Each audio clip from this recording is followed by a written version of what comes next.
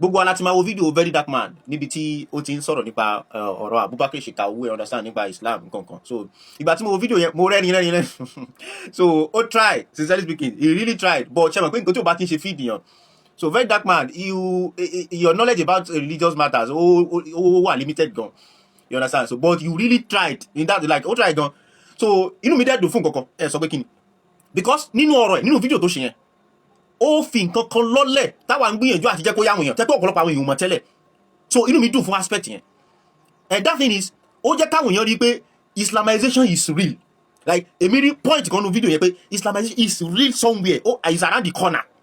Alright, the truth is there's an agenda to Islamize Nigeria and it's no jokes. Slowly it's creeping in on us and it's no joke. There's a very strong agenda to Islamize Nigeria from some persons. And we are not paying attention to it. We are not paying attention to it. The everyday Muslims are naive. The Christians are naive. The government are naive because they are not paying attention to it. You got it. First point ni mo fẹ́ mú lẹ́sẹsẹ. Tó ayé ò bá gbà mí mo lè tún ṣe part 2. Tó bá wo fídíò yẹn dáadáa o. Ó fi lọ́lẹ̀ wípé Islamization wà ní corner. Wọ́n fẹ́ Islamize wa in one way or the other. So but the problem is àwọn kan ní Salafism ni like tó fẹ́ introduce ideology tí wọ́n like extremist ideology or not fẹ́ lò. Oye, so Salafism nínú àwọn Mùsùlùmí ni and these Salafis are one minority like wọ́n pọ̀. Oye báyìí nísìn so ó ṣàṣọ gbogbo ẹ̀ lọ báyìí so ibẹ̀ ni mo wá fẹ́ address kékeré so ó ti try látara pé ó reduce stress tiwa láti jẹ́ pé because if you are gbìyànjú ta afẹ́ káwọn èèyàn afẹ́ create awareness káwọn èèyàn mọ̀ pé there is Islamization real ó try ó ṣiṣẹ́ fún wa ní aspect ibẹ̀ yẹn. So now Salafism number 1 wípé àwọn èèyàn kan nínú Islam àwọn ìjọ kan nínú Islam wọ́n dìde wọ́n wá kéré ló ń kà kò túmọ̀ sí pé àwọn kan náà ń ṣe real Islam.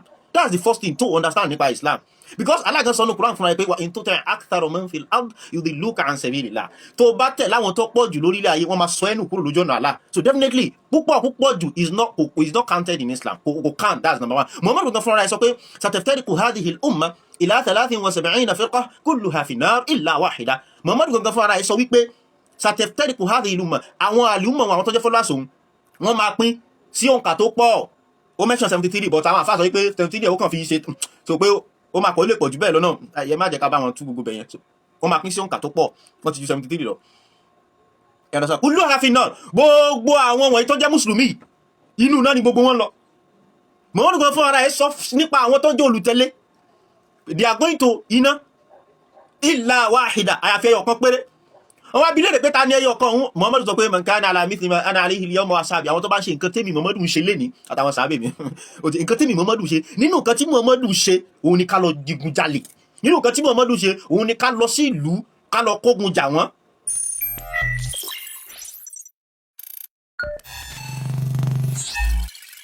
Nínú iṣẹ́ tí Muhammadu ṣe òun náà ni ká establish Islamic State.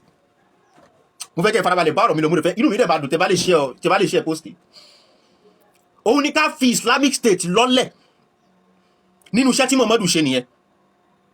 So àwọn Abubakar Shekau àtàwọn tọ́jọ́ àwọn náà fẹ́ gbé iṣẹ́ tí Muhammadu in tó ń jẹ́ Islam gangan.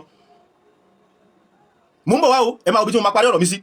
Nínú iṣẹ́ tí Muhammadu ṣe òun ni pé ká establish ṣẹ̀ríà Islam.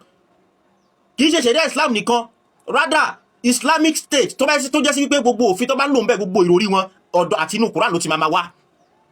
Òun ló fi ń jẹ́ sí pé Allah sọ wípé wa man lam yahkum bima anzala Allah fa ulaika humul kafirun wa man lam yahkum bima anzala Allah fa ulaika humuz zalimun wa man lam yahkum bima anzala Allah fa ulaika humul fasiqun. Nínú the same chapter lálá ti pòye lẹ́ẹ̀mẹ́ta wípé ẹni tí ò bá ti fi òfin Allah dájọ́ tó bá ti fi máa fi dájọ́ nínú ìgbésí ayé wọn fa ulaika humul àwọn yẹn ni kèfèrí àwọn yẹn ni pòkì àwọn yẹn ni ẹlẹ́ṣẹ̀ àwọn yẹn ni alábòsí. Same chapter Allah sọ tẹ̀léra wọn. Ó ti gẹ́gẹ́ bí Muhammadu ṣe sọ́ngbà náà lọ́hùn tó ṣe preach fáwọn èèyàn wọn lẹ́yìn tó mú wọn kí wọ́n dìde ogun láti lọ invade Mecca. Kódà àyà mi lọ tó wáyé pé àwọn èèyàn ò tí ì lè gbàgbọ́ wọn tí ì lè nígbàgbọ́ nínú Islam nínú Allah hatta yuhakkimuka fima shajara bainahum tí wọ́n máa fi máa lo ìdájọ́ wọ Muhammadu tó mú wá fún wọn látọ̀dọ̀ Allah àti Kùránì àti hadith tí wọ́n máa fi ṣe ìjọba ara wọn tí wọ́n máa fi darí ara wọn. So to establish Islamic State gẹ́gẹ́ bí àwọn Boko Haram ṣe ń ṣe àwọn Salafism àwọn Salafist tó ń sọ Very Dark Man is part of what Muhammad did. Muhammad dẹ̀ ti sọ kalẹ̀ fún wọn wípé àwọn tó ń tẹ̀lé nǹkan tóun bá ṣe àwọn gangan ni wọ́n wà lójú ọ̀nà, àwọn gangan ni àwọn náà ń tẹ̀lé òun.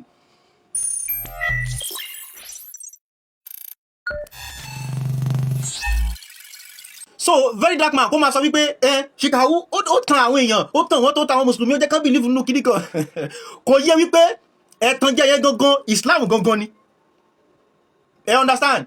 Kò wọ́n mọ̀ pé problem gangan like Islam gangan ni wàhálà, because Muhammad gangan fúnra ẹ̀ ló ti kọ́kọ́ create problem yẹn fún wọn wípé àwọn tó tẹ̀lé wọn inú náà ni gbogbo wọn lọ àfàwọn kan nínú wọn. So Muhammad fúnra ẹ̀ ti create kíni, ó ti create problem. So tó bá sọ lẹ́ni pé Shikawu náà pa àwọn Muslims wọ́n ṣe kíní kan, ó normal bẹ́ẹ̀ torí ẹ̀ làwọn ṣe sọ pé àfẹ́ Islam because ó máa ṣẹlẹ̀ bẹ́ẹ̀. Let's assume wípé aṣẹ́gun àwọn Boko Haram lápẹ̀rẹ̀ ń sìn, aṣẹ́gun gbogbo bandit, aṣẹ́gun gangan. Tí Islam bá ṣì wà táwọn èèyàn ṣe ń practice Islam lọ, àwọn ìjọ míì máa dìde later, wọ́n á tún dìde bí Boko Haram ó máa dìde, wọ́n á fẹ́ tẹ̀ lọ́rọ̀ ànábì.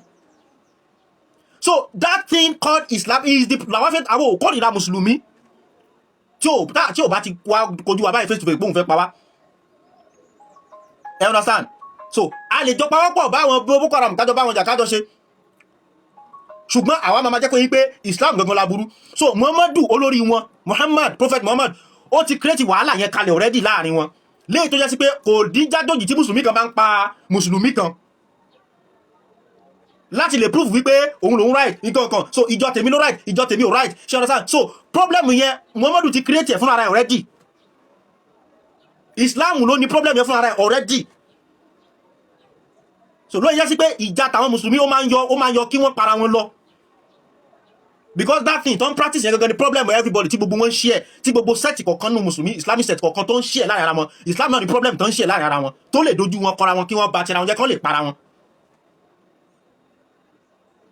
Ṣó ti yé?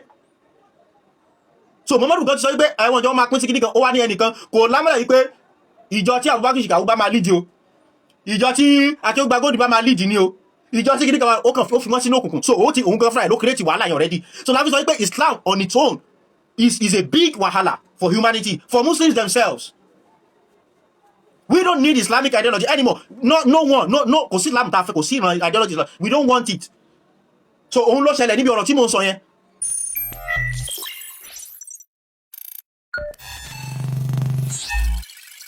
Òun ló ṣẹlẹ̀ níbi ọ̀rọ̀ tí mo kọ́kọ́ sọ yẹn wípé Ànábì fún ara ẹ̀ ló ti sọ nínú hadith wípé àwọn ìjọ òun máa pín sí òǹkà tó pọ̀, gbogbo wọn inú náà ń lọ àyàfi ẹyọ kan. Ó ti yé? So summary nísìn nípa aspect tí mo ń sọ̀rọ̀ báyìí presently, torí ọ̀rọ̀ mi máa gùn, ó lè ní mo tún lè ṣe àwọn fídíòs mi láti ṣàlàyé. So òun ni wípé àwọn ìjọ kan tiẹ̀ kéré, àwọn sect kan jáde ní Islam wọ́n wá kéré, kò túmọ̀ sí pé àwọn ọkọ ni wọ́n wà lórí òdodo nǹkan tí Islam jẹ́ gangan. Tó bá dẹ̀ sì jẹ́ pé àwọn náà wà lórí òdodo pé nǹkan tí Islam jẹ́ gangan náà gbé dání, tẹ́ ẹ bá yanjú wọn, tẹ́ kọ́ńkà àwọn míì tún máa dìde again. Tó bá jẹ́ sí pé òdodo nípa tá criticize ideology yẹn gangan, which is Islam gangan fúnra rẹ̀, tá believe pé àwọn kan ni torí pé wọ́n kéré, tẹ́ ẹ bá ṣẹ́gun àwọn míì tún máa dìde again later because òun lòdodo ẹ̀sìn yẹn ọ̀hún bá kéré lẹ́nìí. Tí Kùránì dẹ̀ sọ fúnra ẹ̀, jẹ́ mo yẹ sọ, Muhammadu gan fúnra rẹ̀ sọ wípé bada al-Islamu ghariban fasayaudu kama bada fatuba lil ghuraba. Islam gidi, original Islam, ó bẹ̀rẹ̀ lájòjì, wasayaudu kama bada, ó padà máa dín nǹkan tó máa padà dájòjì again. Wọ́n pé àwọn Salafism ni o, àwọn kìíní ni o, àwọn kéré o, àwọn ní kí gbé òṣè sọ, very dark man. Fatuba lil ghuraba, Muhammadu kan sọ pé ìbùkún ni kó máa bẹ fáwọn Boko Haram, Muhammadu ló sọ bẹ́ẹ̀. Ìbùkún ni kó máa bẹ fáwọn Salafism, àwọn Salafist, àwọn bandit. Muhammadu ti yìn wọ́n already kalẹ̀. Nígbà tí gbogbo àwọn mùsùlùmí tó kù bá ti lẹ, tó yẹ sí pé nǹkan tó wà nínú agbárí wọn yẹn ọ̀pọ̀lọpọ̀ wọn ń sá láti fẹ́ push into reality. Àwọn tó bá dìde nínú wọn láti ṣe gbìyànjú yẹn, Muhammadu ti yìn wọ́n kalẹ̀ already. Islam ti yìn wọ́n kalẹ̀ fúnra already. So Islam is the real wahala time face. It's not about àwọn kan. There are some people, Salafism ni wọn. Those Salafis could be the people on the right path. You understand? With different evidence tó pọ̀ nínú Islam.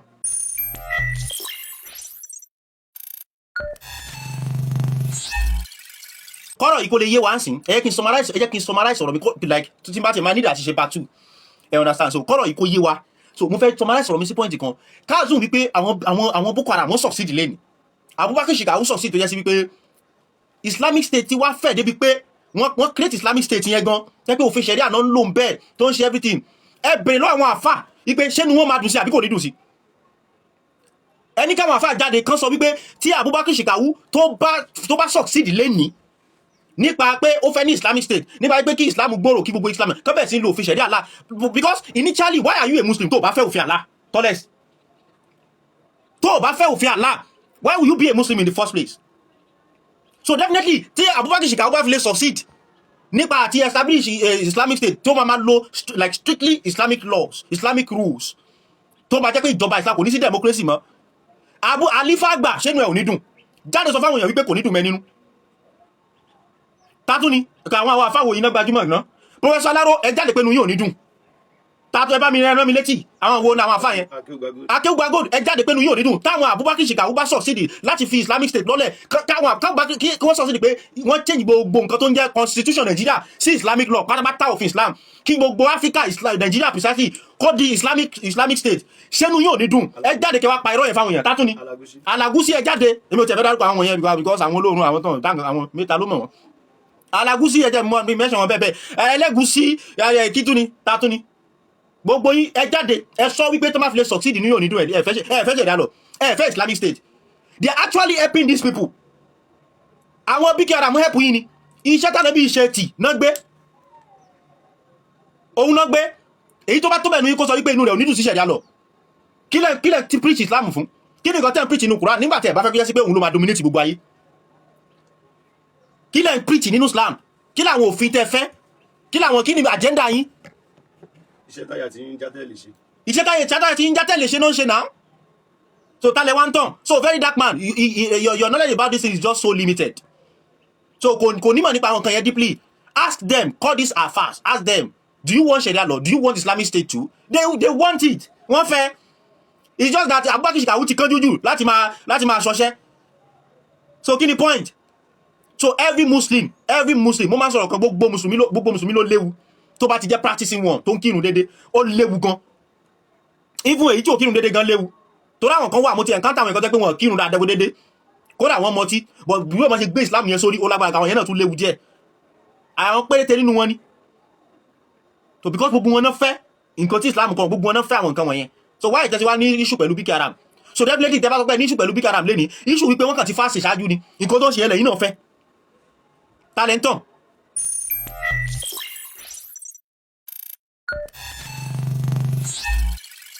so Abubakar Shikawu she try ẹ wò gbà tó ti ń preach bọ̀ kó tó di pé ó wá dìde pápátá pé 30 years péré ni Muhammadu fi preach Islam kó tó ṣínà mọ́ àwọn alágbá pé ó fẹ́ dá Islamic State kalẹ̀ tó fi lọ Medina ó dé Medina báyìí dé ló bẹ̀rẹ̀ sí ní ṣínà ló lọ invade Maka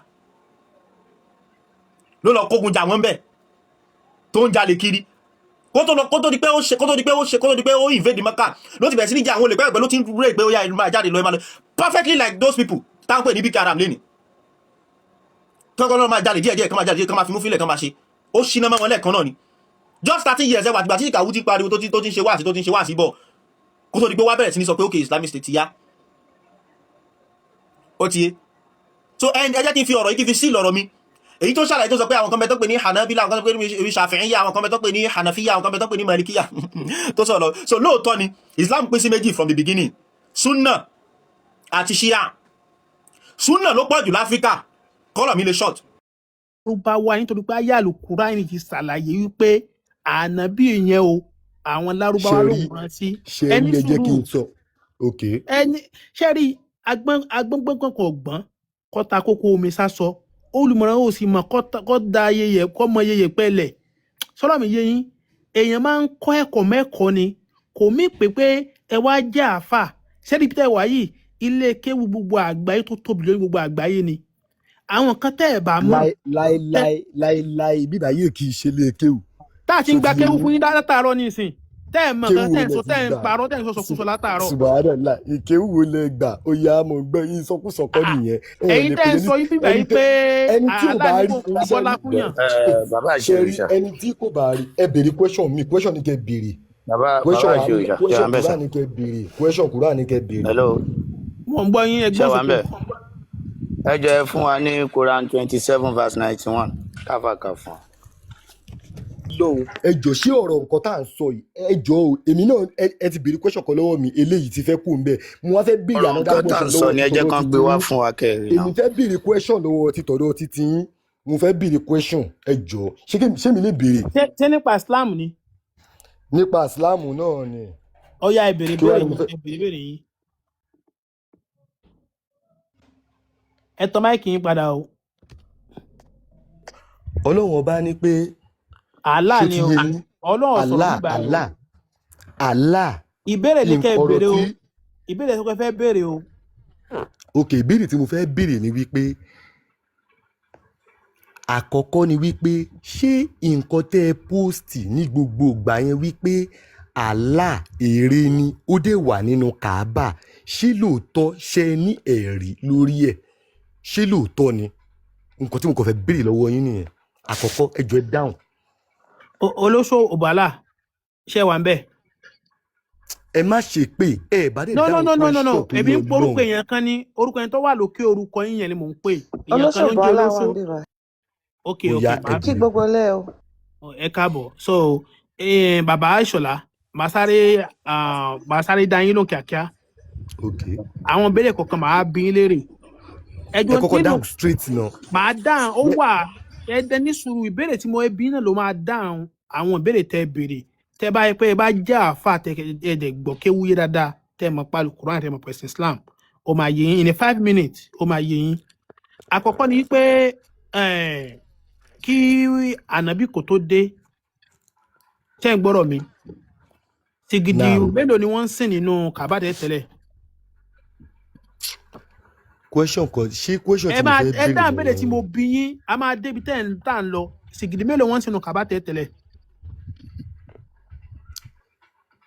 kí ni question yẹn o ẹ má fi question béèrè question lọ́wọ́ mi. sìgìdì mélòó ni wọ́n ń sìn nínú Kaaba kí ànábì tó gba kó tó mú Islam wá. bẹ́ẹ̀ ṣe máa ń mú àwọn èèyàn ni ẹ má fi question béèrè question lọ́wọ́ mi ẹ dáhùn question tí mo béèrè lọ́wọ́ yín sọ́pọ́n ná question tí mo béèrè lọ́wọ́ yín sọ́pọ́n ná ni pé mi ò mọ̀ ẹ tiẹ̀ má béèrè lọ́wọ́ mi. ok ẹ mọ̀ ṣé bàbá ànábì ṣe mùsùlùmí ni. ẹ bá má béèrè question yẹn lọ́wọ́ mi ẹ dáhùn ìbéèrè tí mo béèrè lọ́wọ́ yín kò ilé ìfẹ́ máa dọ́gì ẹ béèrè mo dẹ̀ ń dá yín lóhùn. kí ni question tó béèrè kí ni question tẹ béèrè àfa. ẹ dáhùn question mi question tí mo béèrè ni pé orí post Msbaba ẹ máa gbọ́ ẹ jẹ́ kí tuntun béèrè lẹ́ẹ̀kan sí lórí status Msbaba yìí lórí post ẹ lórí TikTok yìí ni mo ti rí wípé ó post Allah ó sọ pé ère Allah lélẹ́yìí o ó dẹ̀ gbé ère yẹn wá ó sọ pé inú Kaaba ló wà ẹ jọ ṣé lóòótọ́ lè ère yẹn wà ń bẹ̀ torí àwa ti. bẹ́ẹ̀ni. àwọn ṣe mọ̀ pé àwọn èèyàn ti ẹjọ́ nítorí Ọlọ́run. bẹ́ẹ̀ni ère yẹn ní Allah ère yẹn làlá ère yẹn lélẹ̀. àwa ok ẹ jẹ́ kí n wo bí Kaaba ṣe rí ẹni tó wọ bẹ̀ lọ́dọ̀ títí nǹkan tó dẹ̀ rí ń bẹ̀ tó ṣe rí yẹn ń bẹ̀ ẹ jẹ́ kó fi wọ̀n mí òun dà. a máa fi hàn yín sí ẹni sùúrù. torí Ọlọ́run mo láìkẹ́ ẹni.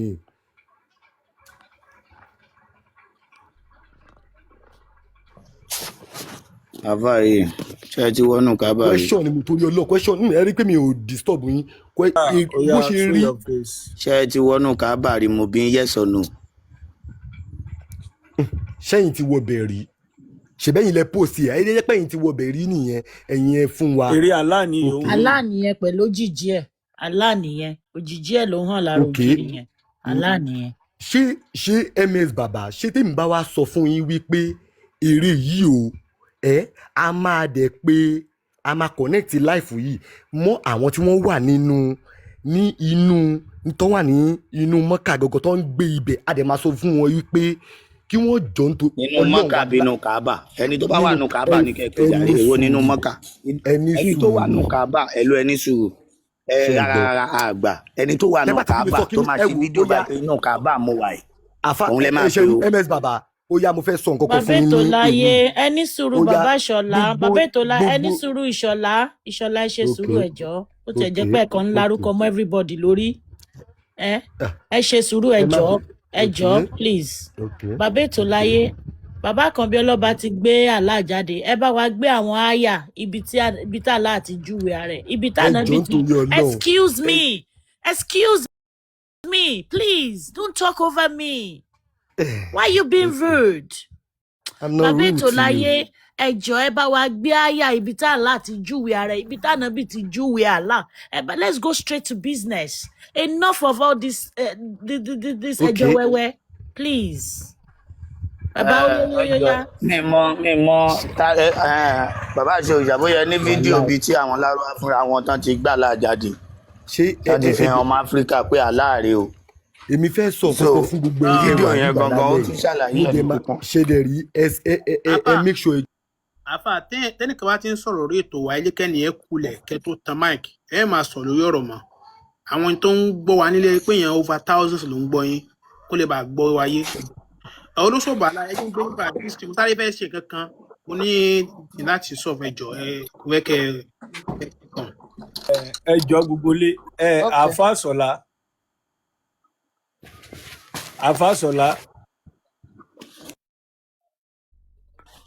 àfàsọ̀lá ẹ sí máìkì. ok mo ti wà pẹ̀lú yín. ta lẹ fẹ́ pè ní Saudi Arabia tó fẹ́ wọnú Kaaba lọ lálẹ́ yìí. ṣe rí mo ẹni sùúrù. à ń gbọ́ yín.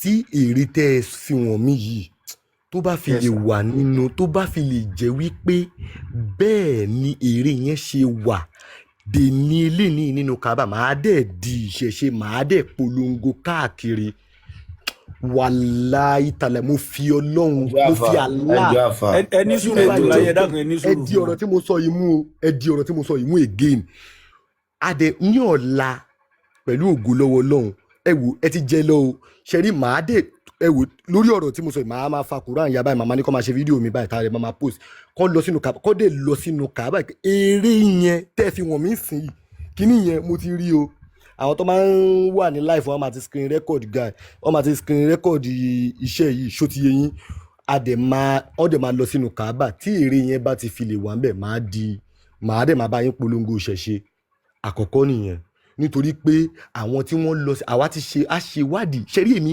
ọ̀rọ̀ yín mo máa ń ṣèwádìí lórí ẹ̀ dáadáa fínífíní ṣó ti yé yín mo padà rí wípé èmi ò róòtọ́ bẹ̀ tó bá kẹ́ mo róòtọ́ ni a sọ fún yín pé ìṣẹ̀ṣe ń tẹ̀ ń ṣe dáadáa ni.